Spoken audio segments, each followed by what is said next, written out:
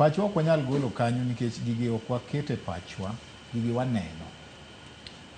Kabro ma ja Mombasa neno cha, minene Homa Bay, inene Siaya, inene Kisumu, inene Nairobi ka. Tiende ni jogi ema timo gimo mondo emomi waneno gi, wan wa comment tu. But koro ka waweyo weche mang'eny gi, we aduoki dala. Nikech japiny ni dala. Pesa ni nowinjo bed ne dhi dala. Pesa ni japiny ema owinjo bed ni wacho ni waneno ka pesa ni otimo ma gima. Gimomiyo tabu mwaneno gi wuok en nikech jowagie ok gitim gima nowinjo bed ni gitimo. Awacho ni anawuok Homa Bay. Homa Bay wa nitiere Lake Victoria. Ji mang'eny jodak ma Homa Bay, achiel kuom gima governor kade an governor ma Homa Bay, gima nyalo penjora mokwongo ni jo Homa Bay gi ang'o ma gitimo economically. Ere kaka an kaka governor gi pesa mimiya mar winjo bed ni atigo e weche mag development, ere kaka nyalo konyogi. Jo Homa Bay gin jopur, jo Homa Bay moko jo ohala, jo Homa Bay moko gin tiere jok mar professionals. Ang'o ma datim mondo jogi otim maber? Gwengewa mang'eny stima pod onge, nderni onge, weche mag thieth chalo kamano, weche mag dhier. Dhier mar wacho ni wach mana mar chiemo kende. Mo kata weche moko kata mag lewni kata mag dusruok. Chiemo, just the basics. Pod ni chando wa nyaka sani. Okay?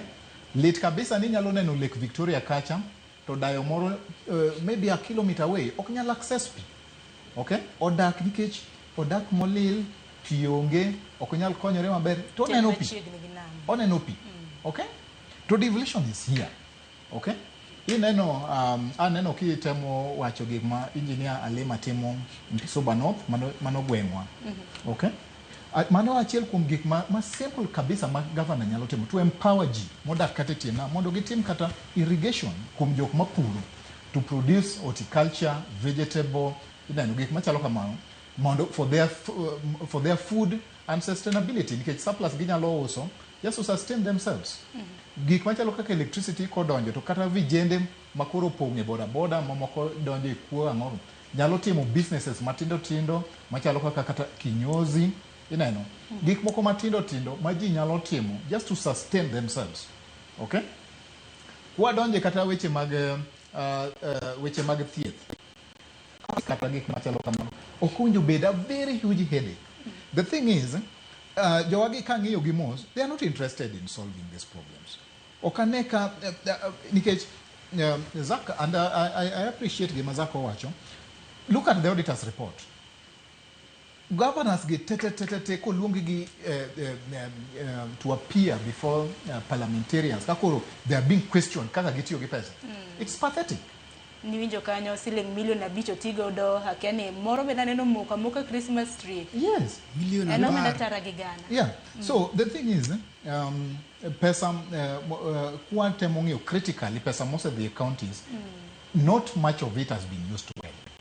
Pesa mosedhi ne nyalo timo to ji mang'eny manoyier kata ji matiyo sani gi, most of them are engaged in practices do not help. Takenu nene nade nikech ageni yiero kayo higa mar 2027 nyaka rom gajwang'. Iwacho ni yiero mar piny Kenya dong mana dweche madero 15 kende.